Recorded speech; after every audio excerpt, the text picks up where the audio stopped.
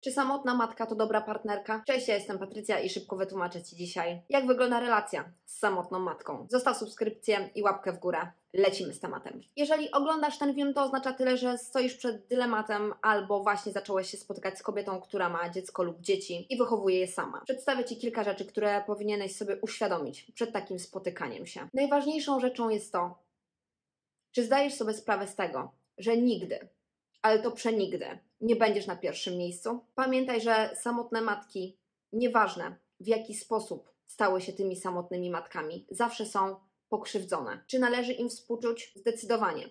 Ale z drugiej strony, czy Ty aby na pewno jesteś gotowy na to, żeby codziennie budzić się z taką świadomością, że nigdy nie będziesz na pierwszym miejscu? Jeżeli ta kobieta posiada dzieci i została sama, to oznacza tyle, że te dzieci w tym momencie zostały całym jej światem i całą miłość, która ona ma w sobie, przelewa na nie. Więc niekoniecznie dostaniesz cały tort. Możesz dostać tylko malutki kawałek. Więc musisz mieć świadomość tego, że to ona może nie mieć dla Ciebie czasu. Musisz też brać pod uwagę to, że jeżeli zaczniesz się spotykać z taką kobietą, to jest bardzo duża odpowiedzialność, bo nie możesz brać pod uwagę tylko tej kobiety, musisz brać też jej dzieci pod uwagę.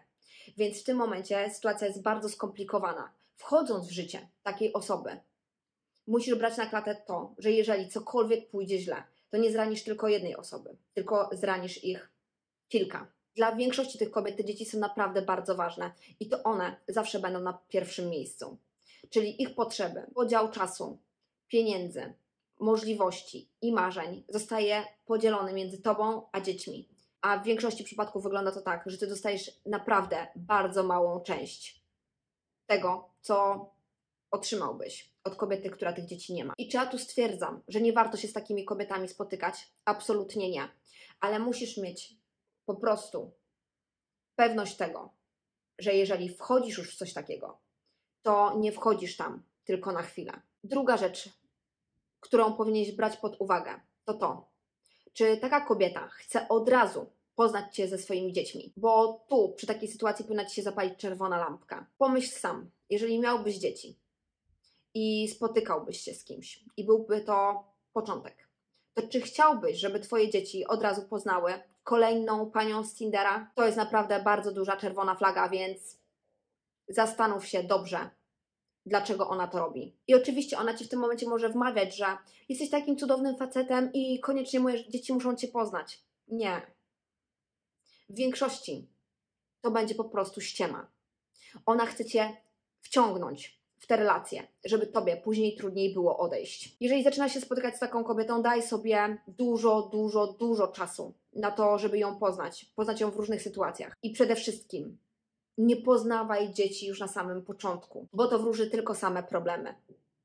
Jeżeli jesteś dobrym, fajnym, empatycznym facetem, to będziesz miał później problem, żeby zrezygnować z tej relacji, ale nie dlatego, że ta kobieta jest taka super wyjątkowa, tylko jeżeli się okaże, że ona nie spotyka się z Twoimi wymaganiami i z tym, czego Ty oczekujesz, to te dzieci będą Cię trzymały. Tak, nieświadomie. Daj sobie spokój. Jeżeli kobieta nie powiedziała Ci na pierwszym spotkaniu, że ma dzieci, to w tym momencie powinieneś się zastanowić nad tym, czy nadal chcesz się z nią spotykać, bo ukrywanie czegokolwiek już na pierwszym spotkaniu wróży same niefajne rzeczy. Jeżeli ona Cię oszukała z tak ważnym aspektem, jakim jest posiadanie dzieci, to co będzie z mniejszymi kłamstwami? Najważniejszą rzeczą, którą powinieneś brać pod uwagę, to jest to, że zazwyczaj w Twoim związku będą 3 dorosłe osoby, a nie 2 plus dzieci. Pamiętaj o tym, że ta kobieta z kimś ma te dzieci, czyli jest tata. O ile jest tata tych dzieci, który ma kontakt lub nawet go nie ma,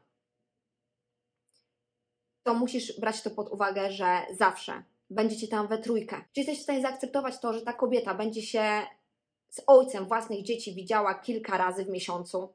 Czy jesteś w stanie przeżyć wspólne święta i podział dzieci między rodzicami? To Ty będziesz tą trzecią osobą w tym związku, jeżeli chodzi o relacje rodzicielskie. Zastanów się nad tym dobrze, bo pamiętaj, że nawet jeżeli ten ojciec w tym momencie nie interesuje się tym dzieckiem, to kiedyś może mu się o tych dzieciach przypomnieć. I kolejny bardzo ważny aspekt. Pamiętaj, że nigdy nie będziesz ich prawdziwym ojcem. Czyli w momencie, kiedy te dzieci dorosną albo będą jakieś problemy, to usłyszysz: ty nie jesteś moim prawdziwym ojcem. Czemu mi mówisz, co mam robić?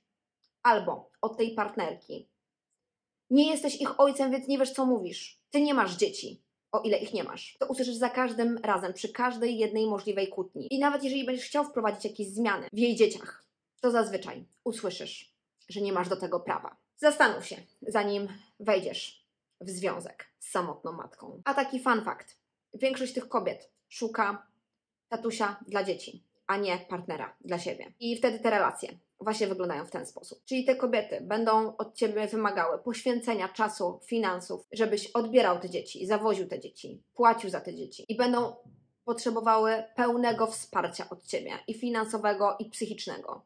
Więc nie każda samotna matka jest zła, ale też nie każda jest dobra. Miej to na uwadze. A Ty koniecznie w komentarzu napisz, z jakim typem matki Ty się spotkałeś. Zostaw subskrypcję i łapkę w górę. I pamiętaj, że odcinki są kilka razy w tygodniu.